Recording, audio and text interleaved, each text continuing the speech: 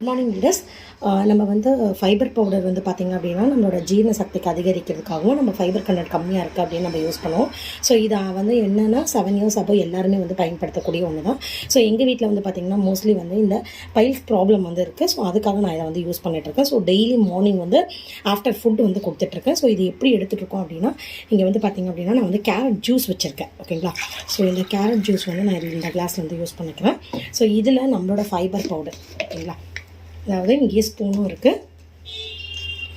So இந்த ஜூஸில் நம்மளோட fibre பவுடரும் நான் வந்து 1 ஸ்பூன் வந்து கலந்துட்டு இதில் வச்சு நான் கொடுத்து டெய்லி வந்து இப்படி தான் யூஸ் பண்ணிகிட்ருக்கோம்.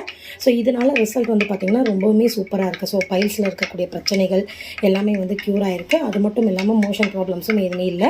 ஸோ அசிடிட்டி ப்ராப்ளம்ஸ் அது இல்லை, அந்த மாதிரி நெஞ்சு கரைக்கிறது அந்த மாதிரி ப்ராப்ளம்ஸுமே இல்லை. ஸோ ரொம்பவுமே வந்து ஹெல்த்தியாக இருக்குது. ஸோ ஒருவேளை ஃபைபர் பவுடர் தனியாக உங்களால் எடுத்துக்க முடியல அப்படின்னா இந்த மாதிரி நீங்கள் வந்து ஜூஸ் கூடயும் சேர்ந்து எடுத்துக்கலாம். ஸோ ரிசல்ட் வந்து ரொம்ப நல்லாயிருக்கும். Thank you leaders.